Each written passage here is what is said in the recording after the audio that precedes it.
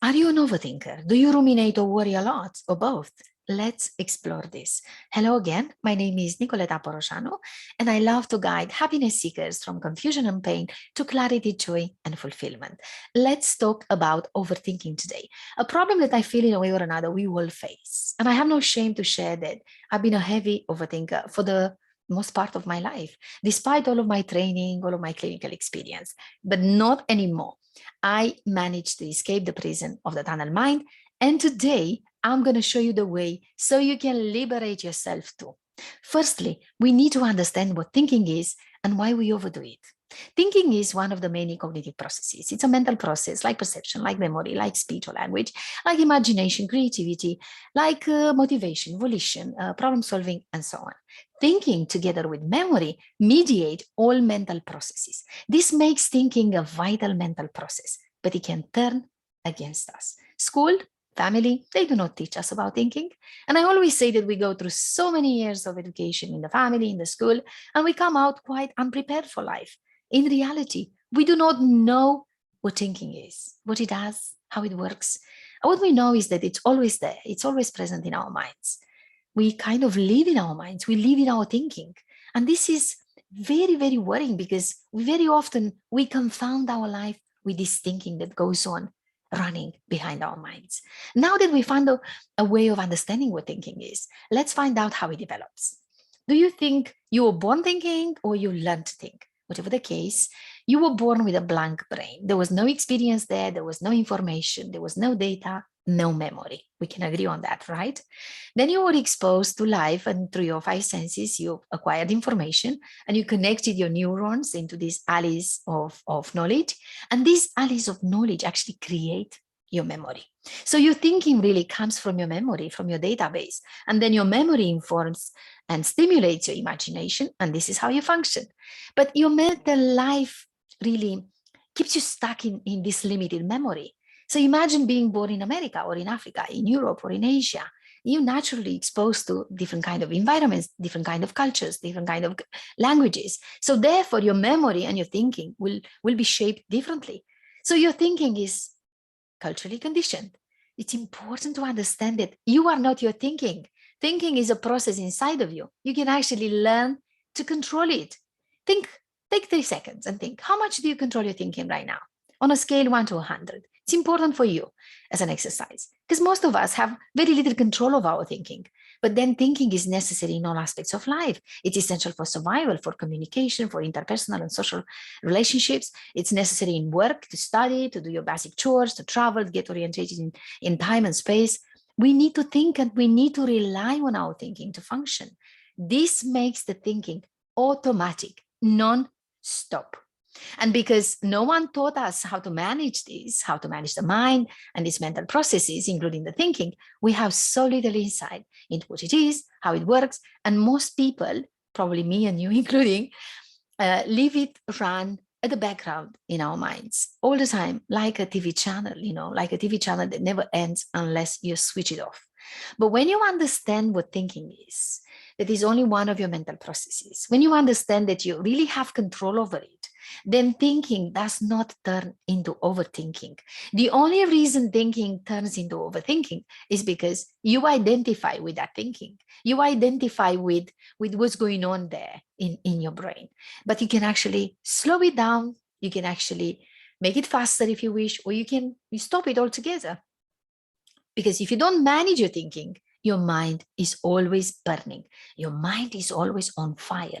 And that keeps you always in tension, bringing back, the same thoughts over and over again. And we know from studies now that 90% of our thoughts are actually repetitive. So it's the same thoughts we had the day before and so on. Same ones. So thinking simply extracts information from our memory, from the knowledge we've acquired already. We cannot go into all the details right now, but I cover this into my programs. Studies also show us that most of our thoughts are negative. They are self-diminishing, they are critical, they are self-sabotaging in a way. And our thoughts seem to be related to our past events. We ruminate those unpleasant, those challenging, those traumatic, those unresolved issues. Or our thoughts tend to be related to worries for the future, worries about events that have not even happened, that might happen or not. So worry and rumination, they are really forms of overthinking. I mean, rumination is a form of overthinking in a depressive way when you're thinking about the past. When then worry is a form of anxiety. It's like projected fear into the future. So what is now bothering you more? Is the past or the future? Because that's both overthinking. And when you're suffering about the past or you're worrying about the future, you're not well. These are both very negative experiences. They impact your nervous system. They keep you in a state of tension and stress. They then suppress your endocrine system. They release bad hormones into your body like cortisol, adrenaline, norepinephrine. They poison the cells in your body, the muscles, the bones, the skin, the hair, the nails, everything.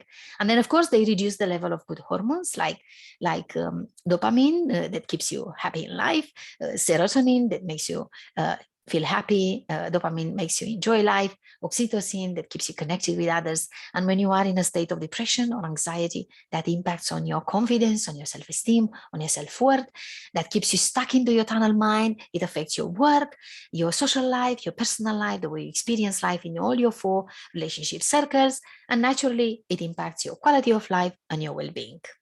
Do you recognize yourself in this?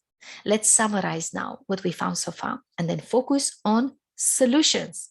1, you think based on the information you have in your memory or based on the imagination, which is naturally informed by your memory. 2, you recycle the same thoughts over and over again. 95% of your thoughts are repetitive, and naturally you can only get what is inside of it. Yeah. 3, most of our thinking is negative. It relates to the past events, to unresolved issues, things that have left maybe pain and scars into us, but it can also relate to the fear and anxiety for the future, for something that hasn't happened. And 4, if you do not learn to manage your thinking, you will ruminate and worry for the rest of your life. And that's not a pleasant life. So overthinking is not a joke. It's a very serious problem. I see it very often in my therapy room. Make sure that you understand that negative thinking attracts negative energy, and the positive thinking naturally surrounds you with a different kind of energy. So what do we do about it? How do we resolve this? How do we escape this negative cycle? How do we replace this unhealthy pattern of overthinking with a more adjusted, with a more mature, with a more self-caring way of being? I think the most important aspect of today's training is that overthinking is not entirely bad.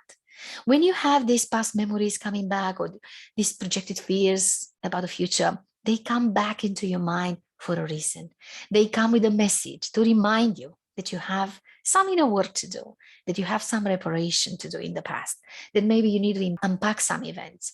It also helps you to maybe explore some potential future events, some obstacles. So it keeps you safe. It helps you heal. It helps you to release the tension and the pain. It helps you ground yourself into the present moment. It makes you feel empowered to create the future that you really want to have. So the solution for you is to really embrace your overthinking. Learn from it. Make it your friend. Practice this mindful awareness as often as possible. Be present to the reality of your life. Remember that you have control over your mind. You have control over your thinking. Set some time for solitude, for that kind of reconnection with the whole of yourself. Yeah, it sounds like magic, but it is such a simple human experience to create a bit of distance from your body and mind, from this program mind that you have, and become the observer of your life, to create this time for self-reflection. That's the only way to become aware of the nature, the true nature of your existence. You can learn to manage your mind. You don't have to live an accidental life. You can be the driver of this car that you call life. It takes time to develop a consistent practice and to rewire your brain. It is time to learn new ways of being, but it is absolutely possible, and I see it happening every single day. I hope you found this helpful. Give us a like if you did, show us love and support, subscribe if you haven't, check out my other work, and most importantly, stay present.